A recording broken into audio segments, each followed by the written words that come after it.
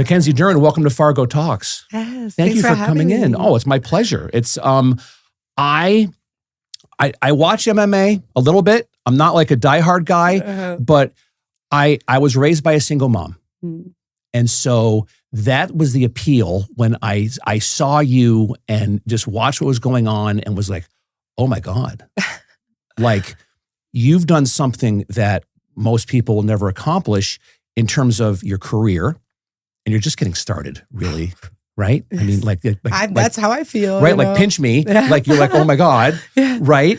But also, you have the most difficult job in the world, then the most rewarding, being a mom. Yes. 100%, right? 100%. It's like the most unconditional love, where you just do everything and you don't want anything in return, The only thing you want is that, your kid is healthy and safe and successful in life and happy, you know what I mean? So it's like, you're not like, I mean, it's funny because in the fight, my daughter, she went to the fight and she's in the octagon and I gave her the belt, I'm like, hey, like, this is ours, we got this together. And she's all like nice, but at home, she's like, Mom, I'm mom still, you know what I mean? So for everyone else, they see me as Mackenzie, the fighter and the champion, but Moa is just, I'm mom, and I'll always just be mom for her, So it's really rewarding just to see her, like, hopefully she takes whatever I'm trying to, like, be training and, fighting and trying to accomplish, what I can with her being my motivation, and she can have that for her life, maybe not a kid, I don't know, what motivation we have, everyone needs to find something that motivates them, it can be self-motivated or, something else, but hopefully she can take that in her life, and whatever career path she decides. What type of core beliefs do you hope to instill onto Moa with how you live your life, with the discipline and the structure? But also, like, you're one of the happiest people I've ever met in my life. Like, you're always, and that's also, I think, like a Brazilian thing. Y'all are happy as hell. It's crazy. We fight each other. I mean, we get in a fight, but we're all happy outside. Right. I guess we have a way to, like, spend our energy or all of our. It's about balance. Yeah. But it's balance. What type of beliefs do you hope to instill as a mom onto your daughter? I mean, I think the biggest thing that I hope is just kind of getting through adversity, I think I try to give her, like, the best life possible, things that I didn't have, or even stuff that I did have. I try to give that to her, but I don't want her to think that things are easy, you know what I mean? That they just come easy, you know what I mean? So it's like, I feel like she can see with all the adversity that we go through in life, and she's part of that, she sees it, she feels it, you know what I mean? Just even like getting ready for school, we're like having to get it breakfast and getting out of bed, and she wants to sleep 10 more minutes, and you're like, don't want to get late and all that stuff, get everything ready. So I mean, I think just the biggest belief is just getting through adversity and keep going, and just going after your goals, your dreams. You can't, like, just give up after the first one. I have 2 kids and I have a stepdaughter, and I love them all very much. Mm-hmm. The 3 words I tell them the most isn't I love you, it's figure it out. Mm-hmm. Yeah. Growth mindset. No one's going to do it for you. Yep. And you've got to start learning how to do it yourself. I love you. I'm there for you. I will hold you and coddle you and shower my love upon you. But when faced with adversity, you need to figure it out. And I think it's one of the hardest things as a parent is to watch your kids fail. Yes. Right? Like, whether it's like on the playground or whatever, and you see like they're doing something, you're like, and your first reflex is to go help them, but really the best thing to do is sit back and watch. Yeah. And let them kind of process what's going on. Yeah. And how are they going to overcome whatever adversity they're being faced with. Yeah. Right? 100%. I mean, I was one of those parents, that, like, my Moa will fall, like, at the playground, or she'll trip on something, and then the other one's like, oh, and I'm like, no, just let her be, like, obviously if she's injured, I'll take it. Absolutely. But I mean, you know what I mean? Like, she'll get up and, she's not crying, and she, like, they're not, trying to shelter her too much. Mm-hmm. You know what I mean? I'm like, no, it's okay. And then I'd see the other moms and they're like, they like help them up. And she's like, oh, Moa now, she's 6 and she's like jumping all over the stuff. She's like way jiu-jitsu and boxing and doing everything. Is she? What I mean? Yeah. Does she love it? Yeah, she loves it. This was actually the first fight she was coaching me during the fight, So it's like, usually she's kind of like emotional, It's like, even on my walkout, she's already like getting teary-eyed, She gets all like excited, And like, not that she's nervous, she's just...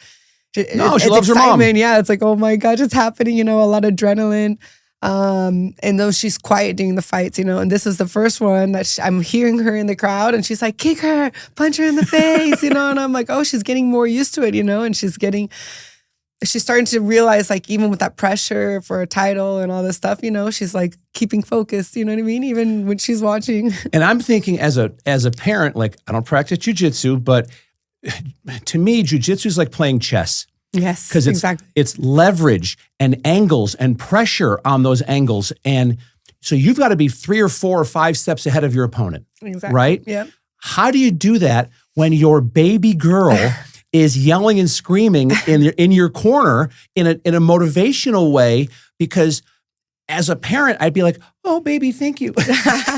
But meanwhile, you're trying to, you have hands on somebody. How do you balance that? Yeah, I mean, the biggest thing with me and Moa, it's like we get our time together, like right before the fight. So right before the fight, she's very like cuddly, and I think it's just all the motions of going, like I'm already with my hair braided up and all like kind of ready for war kind of thing, basically already in my outfit, going to the arena. And so we're like hugging, and you can kind of tell we like get it out there, Yeah. I've had a couple of fights where I'm walking out and like, oh, do you want to give Moa a hug? I'm like, no, right now I want to act like I don't even see her, you know what I mean? And she already understands that, just to kind of like stay in that mode. But we train so much. I'm so used to training with her at the gym, and she's there and she's like, running around. And in the beginning you're training and you have to kind of like watch and see like, but now she already knows what to do, like where she can and cannot go and stuff. She's climbing on the cage. And I was going to ask you that when she was a baby, when she was like a toddler and in the gym,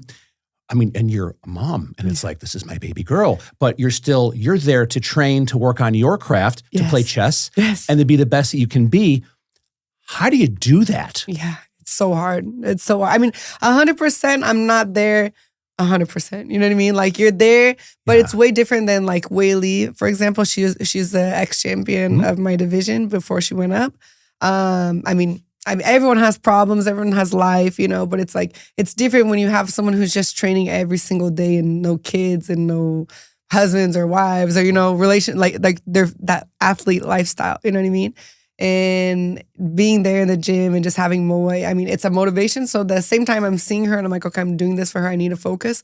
But you're not there 100%. You know what I mean? You can't be. You can't be. It's impossible. Yeah, it's impossible. It's impossible to be a good parent and to totally like disassociate yourself from your child. Yes. You can't do that. Yes. There's always going to be part of you going, is she okay? Where is she? I haven't heard her in a while. Yeah. Wait a minute. Because as a parent, especially with little kids, when they're quiet, something's gone. Yes. They're up to no good. Yes. They're being naughty. Yes, usually. Exactly. Yes, right? exactly. They're getting into something. Yes. Yeah, something's happening. They're getting into mischief. Yeah. And here you are trying to freaking train. Yeah. And she's, running around knocking over water bottles or something. Yeah, but she's gotten good. We worked a lot with her, just trying to get involved, you know what I mean? So she'll like help coach and she'll come bring me my water in between rounds, you know what I mean? And then she'll kind of do workouts with me, like little workouts. So we got her like really involved, and she loves it too, so that helped a lot, because now she's not, completely running around. But I mean, in the beginning, you could put her in a car seat, like a little seat, which is baby, and I could just have her right there while I was training. Then the mats, the mats are good. She was learning how to, she learned how to walk on the mats, so it's perfect. Like she could fall down, and there was like the big balls, and she would kind of play with that. And it's like an amazing place actually for kids to grow up. And, inside a gym, it's like just, like self-awareness with their body and getting, you know what I mean? They're very active in the beginning and in the beginning stages of life, So I grew up in the gym. So I mean, I just kind of did it the same way I did, you know what I mean? I grew up, my dad had a jiu-jitsu gym since I was born. And I started out like he'd put on a Disney movie in the corner while he was teaching class, you know what I mean? And I would just be like, you're paying attention to the movie, but you're still like listening, mount, pass the guard, armbar, and you're kind of like looking and you're seeing the games that he's playing and the drills and the warm-ups, and then you're like, oh, that's cool, I want to try and do that. So we've kind of instilled that same lifestyle for Moa, and it's helped me a lot. I think I'd be way crazier if I didn't have her. So even though it's a lot of adversity and difficult being a mom, and I mean, it's already hard to be a champion with no kids, you know what I mean? Just like all of us are trying to get that belt or that number one in the world, any sport. I think that's the peak for all athletes, is to be like the number one, if it's the Olympics or world champion or whatever. But yeah, if I didn't have her, I'd probably be like, partying and, you know what I mean? Like young and just have your own money and like independent and, travel the world. And you'd be a Brazilian Conor McGregor. God bless him. God bless you, Conor, but Conor likes to have a good time. Yeah. And that's Irish. Yes. Like the Irish like to have a good time too. Yes. Oh my God. Oh my God. I was wondering, because as parents, and I've always said this to all my friends that are parents, we try to take the best that our parents did for us, but also the things that we're like, I wouldn't have done that to me. And I've learned from that. And then I apply that to break that cycle and to be a better dad to my kids. What things, with all due respect to your dad, but what are some things that you do differently to parent Moa? I think what I do differently is, I think I love my dad. He's an amazing dad, but I try, and my dad's a great example as a fighter, training and everything. But I think because I'm a woman and Moa's a girl, and I'm constantly trying to be like the best best example for her, you know what I mean? And my dad was a little bit more like, he never forced me to do anything, you know what I mean? Everything was just like, I took all the decisions, like choices to do what he does by myself, you know what I mean? Like, I just wanted to copy him, monkey see, monkey do kind of thing. And Moa, she's a little bit, her personality is like a little bit, I think because we're separated, her and her dad, me and her dad. So she's two different lifestyles. She goes to one house and then she comes back mine. So at my house, I think I'm a little bit more like stricter, than my dad was. And I'm just trying to like constantly live a life that I like hope that she'll want to be like that. You know what I mean? Like, just try and be a good example, And my dad, he is a great example, but he wasn't like, until now he's like partying, and he has hilarious. He has a young soul, you know what I mean? Sure. Yeah, you know what I mean? So he's not like, oh, what's my daughter gonna think? And everything I do, I'm thinking, okay, what would my daughter think about this? How would, how would I want her to see me? My dad's just like, yeah, I'm your dad, he's just way more free and, you know what I mean? It's just, I think that's I try to set her up to be like a successful woman when she gets older and things like, and set those paths, you know what I mean? So I think I'm a little bit stricter at home than my dad was. And I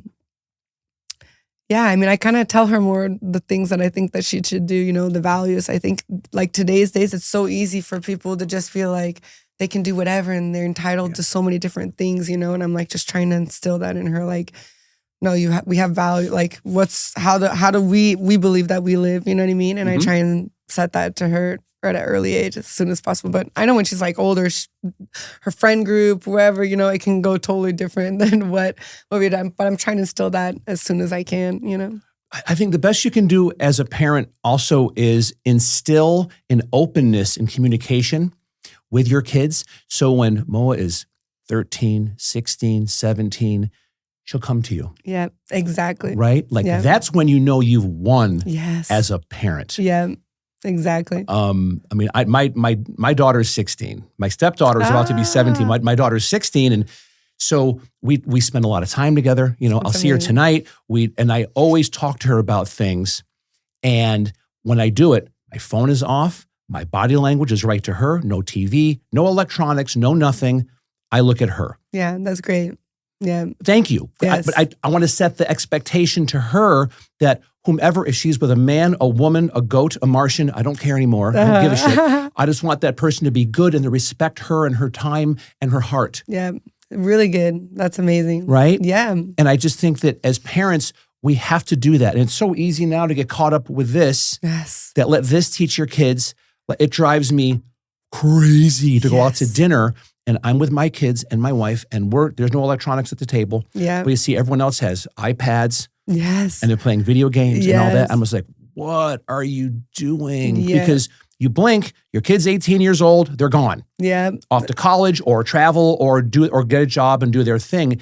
It's so precious, the time that we have. And that's what I love what you're doing with Moa, with bring her to the gym in a car seat.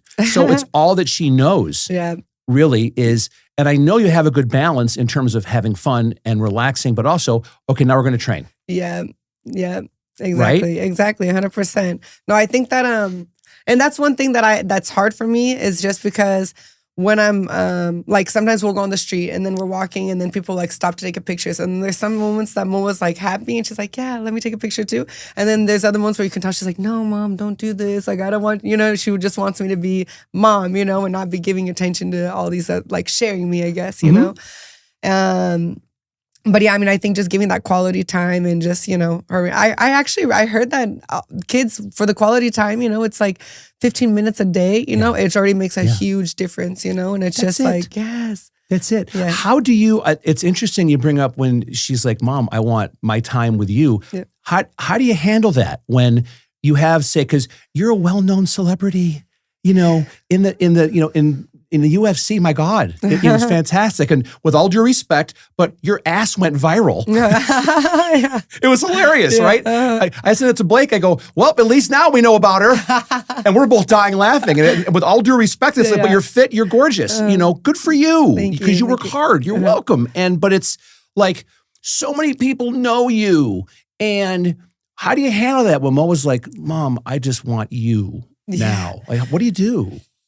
I mean, that just like kind of what you said, when we are together, and because I have 50-50, so I spend, besides the half of my time, then I still, I need to get that time with quality with her, but I mean, she goes to like the fights with me. I just try and basically take her wherever I can, but it's hard. It's definitely one of the hardest things, and just getting her like try to go to school events and try and be, I help out at her school, volunteer and do all that stuff. And she thinks it's so cool, like when I'm there at the school parties and helping out with the other kids and stuff like that. But, yeah, I mean, I just did a commercial last week and she had to go with me because there was no school, Veterans Day, and there was no school.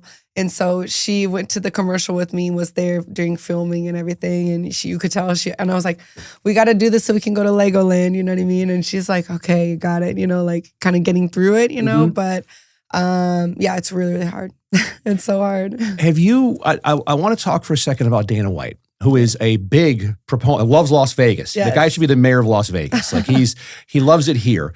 He's talked openly about anyone that works at the UFC. If you have stuff to do with your family, go do it. Yeah.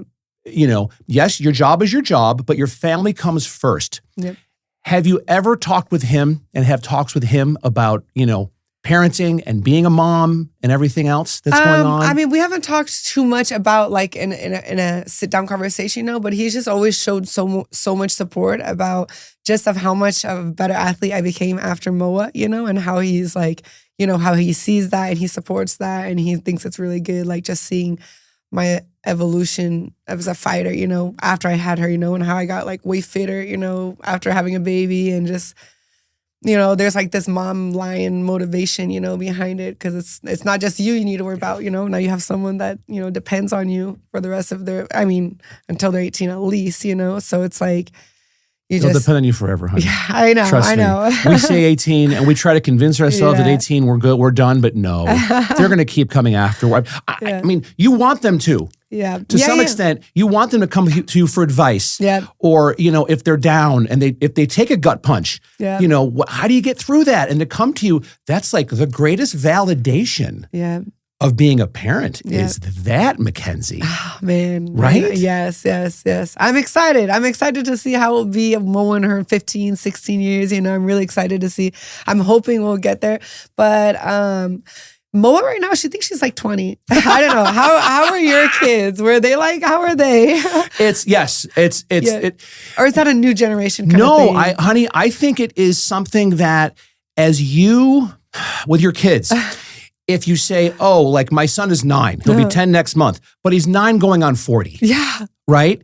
That's a compliment to them and to their brain and to their confidence and their self-esteem that they are far, like, I didn't have my shit together like my kids do now. My kids are far cooler than than I am now. And I'm not cool. I'm like, I do this goddamn thing. They're amazing. So yeah, I think that's again, a true testament. Again, and I co-parent with my kids and have a decent relationship with their mom. Good. And because we put our kids first. Yes, that's the biggest thing. Put the kids first. Right? Yeah. And I never speak poorly about their mom to them. I don't say a word. Uh-huh. And if their mom and I could be going at it about something, I never bring it up because I'll never disrespect their mom to them. Yeah. Ever. Yeah. Right? Yeah. I mean, that's just, you have to do that. Yeah. And you're setting the expectation that, heaven forbid, if Moa has a relationship with somebody and they have kids and it doesn't work, she sees how you and her dad work through it. Yeah. Yeah, I know. Mine was so like turbulent. My divorce was crazy. So definitely, I grew up with divorced parents. They split when I was 3, and I had stepdad and stepmom. So all 4 of them would go to like birthday parties and Christmases and just whatever fights they did have. If they did, I never knew any about it. I didn't know anything about it. You know what I mean? So they did a great job of just letting me feel loved and like welcomed at both houses when I would go back and forth. And you know what I mean? They just worked good together. You know, there was never, you know, my stepmom like helped raise me, and my stepfather was always involved too. And you know what I mean? Just, it was good. My stepdad would go train at my dad's gym, jiu-jitsu, and you know what I mean? It was just like, they would all go to my Christmas and Thanksgiving all together, you know? Yeah. And when I got divorced, I thought that it would be something like that, and it wasn't. It was completely different. It was like, so it was a big shock for me. So, I mean, the biggest thing I think is just like what you said, is putting the kids first, you know, and okay, where does she want to go to like a birthday party? Okay, can you take her? Can you not take her? And have that communication and be able to do like the best. So that way,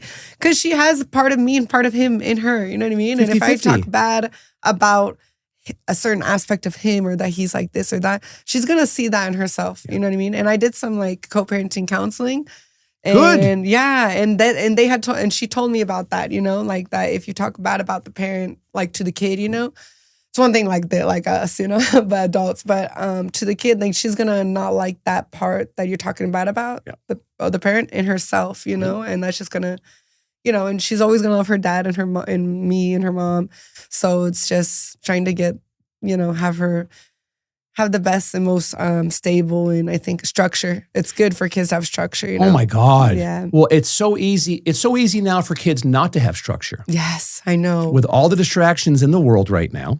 And it's even harder now to be a parent. Yes. I mean, I'm Gen X. I'm old, but I have young kids. And so they keep me young. And I am, like you, present in my kids' lives. Like, I plan on going tonight.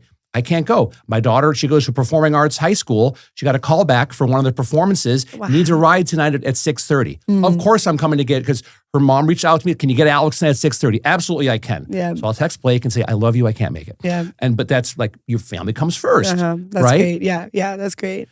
Do you think you'd ever have more kids? Well, now that I won the belt, I was thinking, you know, like, oh man, my focus is to get the belt, to be the championship, you know.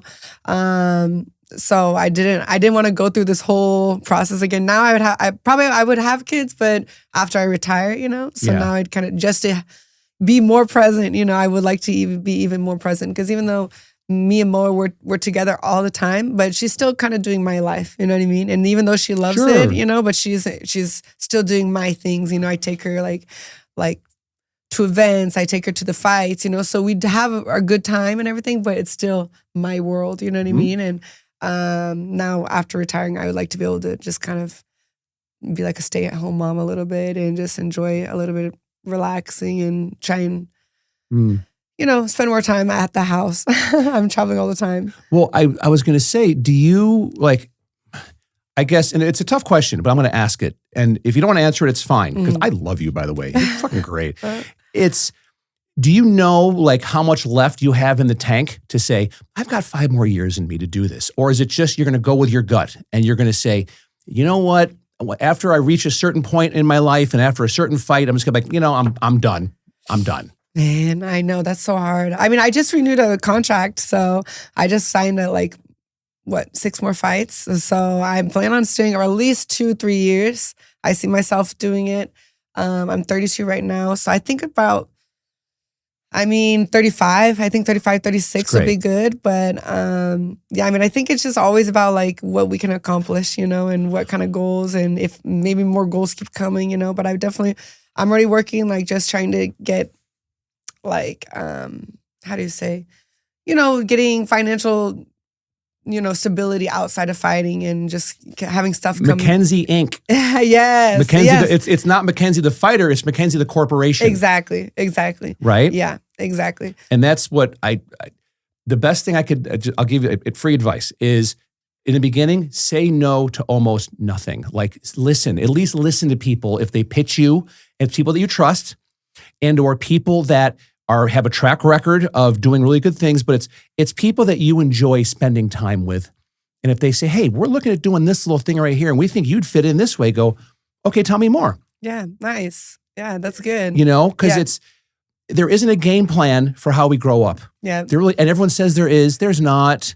And some of the most successful people I know always say yes to something in the beginning and say, all right, tell me more.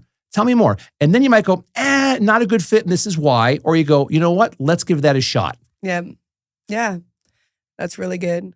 But I think that you're right, because again, look at McGregor's got, is it whiskey or something? He's got killing it. Yep, the whiskey. Killing it. Yes. Oh my God. Yes. And good for him.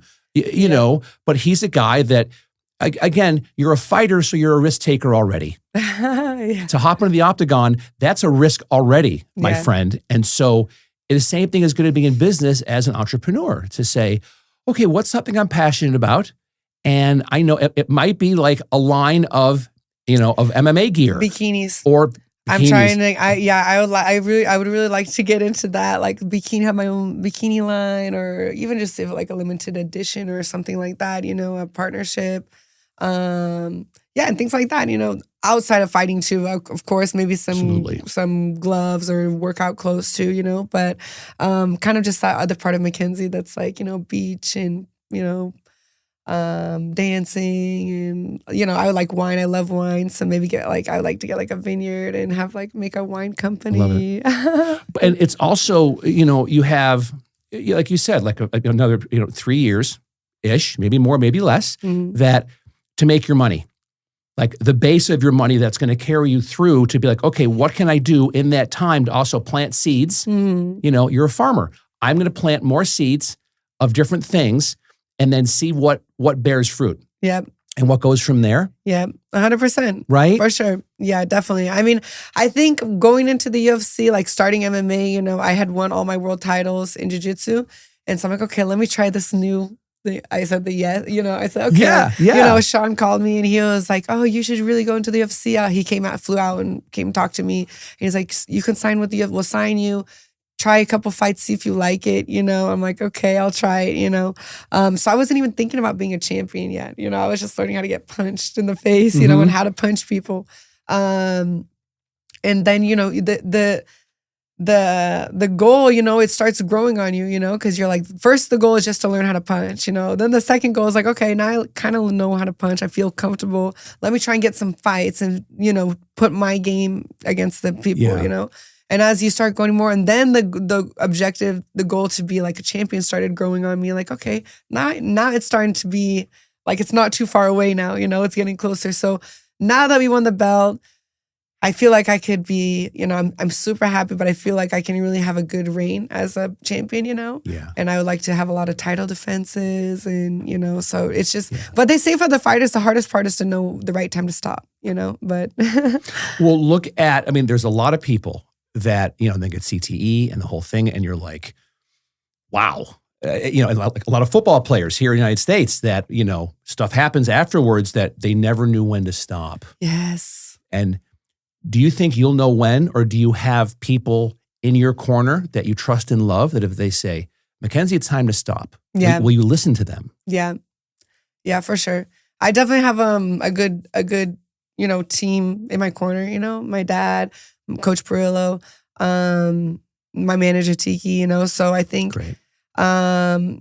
I think for sure, I'll definitely, they'll have that conversation. We'll have that conversation for sure. And hopefully never. Hopefully it's, you're good. The other question I wanted to ask is, when you started UFC, do you remember the first time you really got punched in the face? And how did that feel? Yeah. I got punched a lot, but the first one that I got that hurt was against Yeon Shannon. It was a main event. And it was like the first punch of the fight. So it was like in the first like 20 seconds. And she did like this overhand that she has this really good like kind of loopy overhand, right? And I slipped and I went right into it, you know what I mean? Like I slipped like as if it was gonna be a straight, you know, but she looped it, you know, and it got, I went like blind for like a good like a minute in this eye.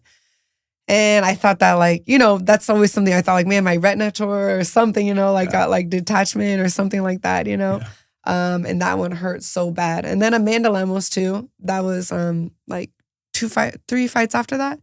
And that she punched, that one hurt too. It was the same eye, but it got like the orbit, the bone outside of it. Yep. And I just like, it didn't even knock me out or anything, but I like just fell back to the floor and I'm like, oh, this hurts so bad. And I'm trying to like get the pain to pass a little bit. And then it slowly went away.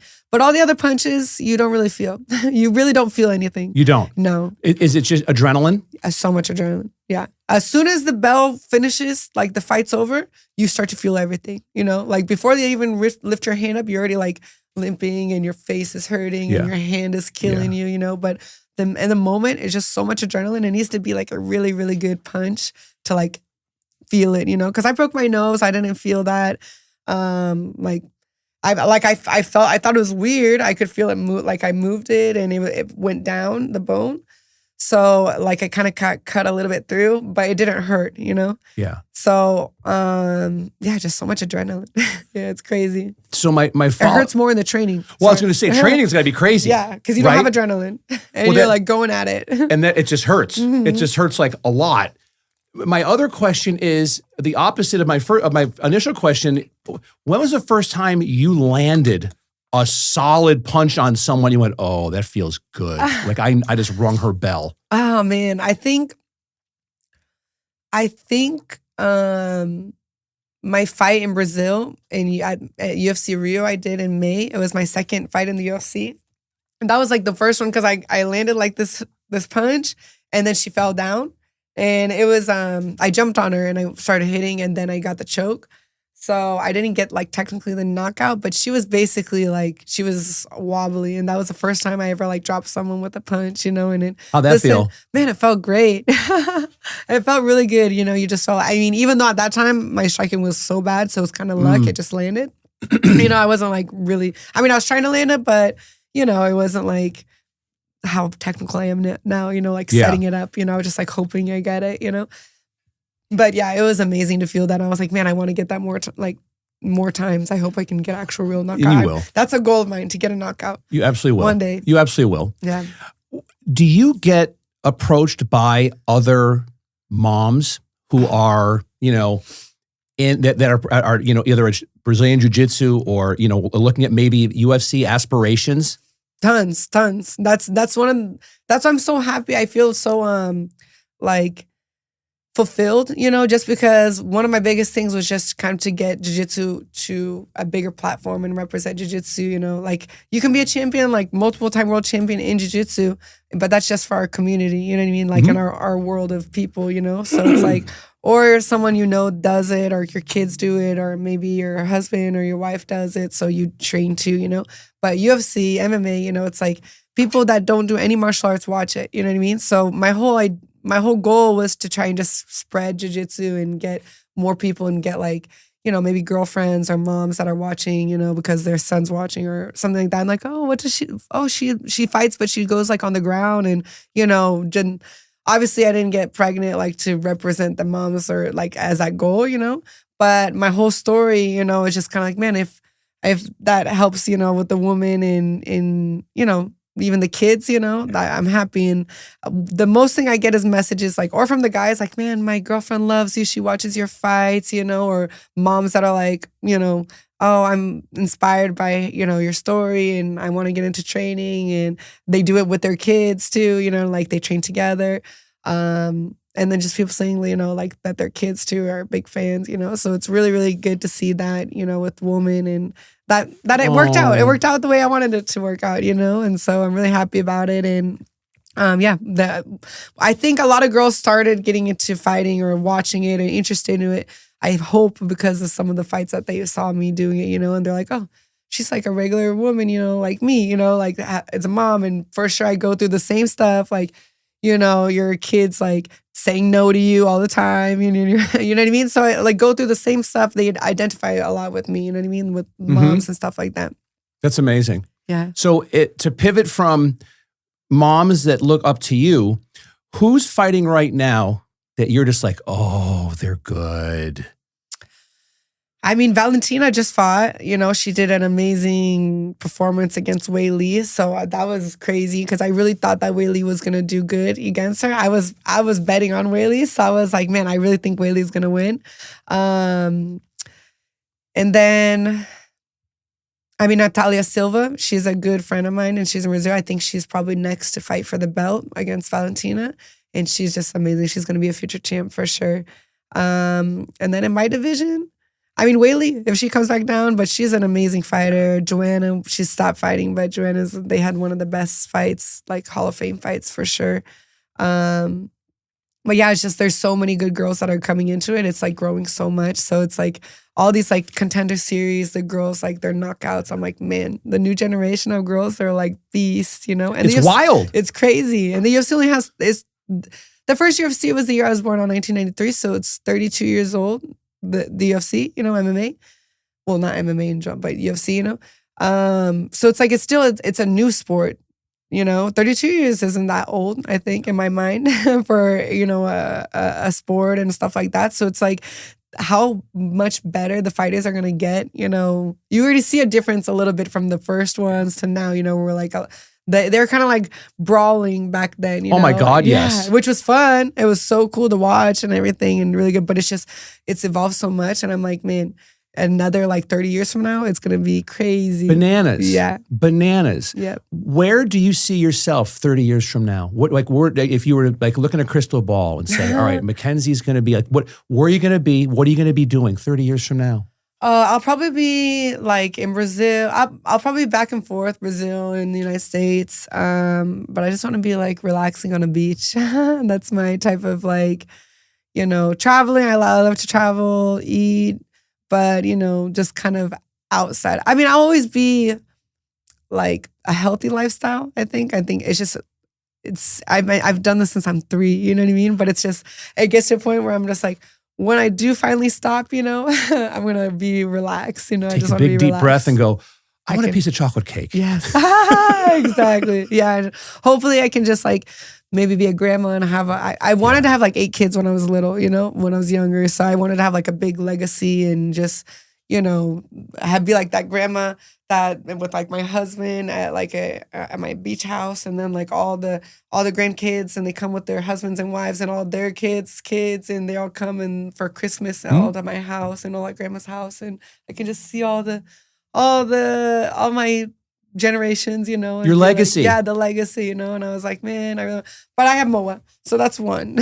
Well, and you know what? Sometimes Moa is all you need. Exactly. All we need is a Moa. Yeah. In our lives. Exactly. And we are far better versions of ourselves because of it. Yeah, exactly. You know? Yeah. And whether she goes into, you know, MMA or she goes into the corporate world, you know, and it's just, I think that you're setting such a great example for her of a strong, powerful, confident woman. Mm-hmm. The world needs more of those. Yeah. You know, I think whatever you do, you're going to be very successful at it when you know, end up leaving your current profession. Thank you. You're welcome. You so much. I think it's great. Thank you for coming in. Yes. You're wonderful. Me. And shout out to Blake Wynn for getting us together. And whenever you're in town, you have an open seat here. Yes. Thank you so much. To come back in, because I'd love a check-in with you just to be like, as a mom, okay, now Moa is this age, and what type of challenges do you have? Because I will let you know this one, because of having, you know, a stepdaughter and a daughter. They're usually wonderful until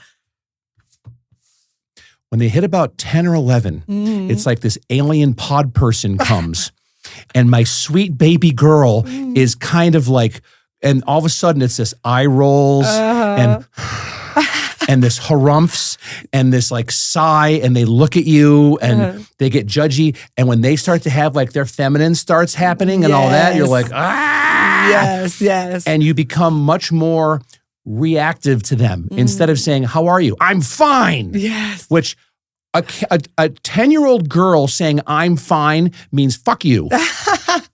It's exactly what it means, Mackenzie. Yes. Don't ask me. Don't talk to me. Do not talk to me. Yes. Do not talk to me. Yes. So I hope and would love for us that we stay in touch that, you know, we have like an annual check-in or whenever you're in Vegas to go, okay, so tell me about how things are going. Yes. And I'm happy to share like my experiences to help you out as well. Yeah, I'm so interested in how it is with you for like as the father, you know, and you have boys and girls or just girls? I have a stepdaughter, a daughter, and then my son is about to be 10. 10. And so do you see a big difference with like how you parent the girl compared to the boy and things like that? My daughter is much more independent, and I would say this with the kids in the room, and I've had them on the podcast. My daughter is much more independent. She's fierce, and she just does her thing and is like the leader of her friend group and is very empathetic and wants to help them out and figure things out for them. And my son is just a cuddler and a lover, and he's a redhead with blue eyes and just got braces last week. And so and I'm holding his hand, and he still holds my hand. Woo, that's a good. You're like, yes, I still got it. And I've said he can be 30 if he still wants to hold my fucking hand. He can. I don't care. He gets great grades. He's a good student. He's a wonderful, wonderful young man, but different than he doesn't have that like. That his sister has, and that's okay. He's just a big old teddy bear because he's been raised by women for the most part, and then me, and so I think that there's a big difference there. But you always just celebrate the good stuff. Something that I do with my kids is I often say to them when we're alone, "How am I doing as your dad?" And they'll, "Oh, you're doing great. Okay, that's nice, but what can I do better?" Yeah, nice. Like an interview. Yep. And like if you have a business and you get all 5-star reviews every day, that's nice, but what about a 3-star review? And tell me what we did wrong, then we could work on that. Yeah. Like as a fighter, you're always tweaking what you're doing. Always. Technique. Too much almost. Right? You overthink it sometimes, right? Yeah. So my coaching is to pull the reins back a little bit. And so it is, as a parent, to often check in with Moa. And when it's just you and her, no distractions, and look at her and go, "Honey, how am I doing as your mom?" And she's going to say you're doing great. But you want that eventually when she has that trust in you to go, "You know what, Mom, you're doing great, but you told me I couldn't have orange juice was one day. Why? Why did you do that?" And you go, "Honey, this is why." And then you'll think about this conversation. Oh my God, Jeff Fargo knew what the hell he's talking about. Like that's when you have that watershed breakthrough moment with your child. When they feel vulnerable enough to say to you, "You're perfect. I love you. But there's this little thing right here that I wonder about this." So that's my answer. Like my son asks me questions all the time. Really? To people would be maddening to them. I love it. I love it. I answer and I always say afterwards, "Does that make sense?" He'll go, "Yep, okay, thank you." So I always check in with him after I give him an answer to make sure he understands my answer. Oh, that's good. So I'm talking on his level. Yeah, that's so good. And I over-explain things so he understands. But I never baby talked. We never baby talked our kids. So they're advanced in terms of how they speak and how they think. Yeah, which is probably good. Like when you're at the table, like a restaurant, and they're having conversations. You know, they can talk with different types of people. Oh yeah, and they order themselves. Yeah, I see kids 16, 17, 18, and their parents are ordering for them. What? What? My son is 9. And I'm like, "Jack, go ahead, tell them and say, may I please have?" And then they and then always say thank you. Always say thank you whenever someone comes to fill your water up, because they're working just as hard, if not harder, than I am at what I do. And always give everyone respect. Yeah, that's great. Always. Yeah, great. That's it. So we can have a parent therapy session whenever you want to. Awesome. Yeah, that's really good. This has been great. I know that we'll get you out of here because you're in a time crunch, but thanks for coming in. It means a lot. Again, I'm not someone, the last fight I went to was like 20 years ago. You need to go.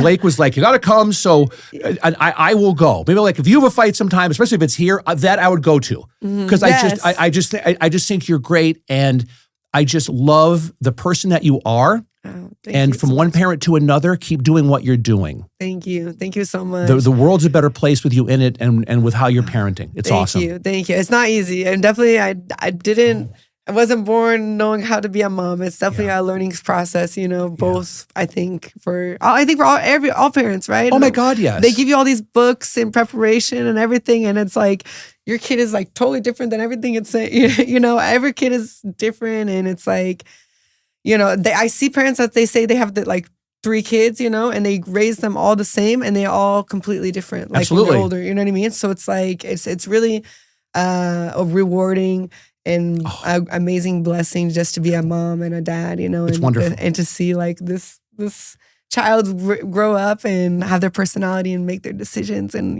wanna Mo is like that with me. She's like, but why? But she lots of questions, and she asked me, okay, but why? And then I respond her, and then she keeps going and going and going until we get back to like, well, how was the earth made? Like back to it. God, and I'm just like, I don't know. But that's a great quality that she has, is that she's inquisitive. Yeah. And she's asking all those questions. Yes. That's wonderful. Yeah. And she's a Gemini, so very curious, God. It's wonderful because, and we'll end on this. The thing that drives me crazy with my kids, I ask them something, they go, I don't know. I go, that's not an answer. I know. That's giving up. Yeah. Don't ever tell me I don't know. You know. Think about it more. Yes. You might not know, but then admit that and do it in a more articulate way to ask me how you want me to help you out, to think your way through it. Yeah. I'm not going to do it for you, but I'll help you navigate as your parent. Yeah. Yeah, stimulating them to Stimulate think. them. Oh my Yes. God. You're so good. You're so good. All right, honey. Thank you. Thank you so much. Thanks for having me. My pleasure.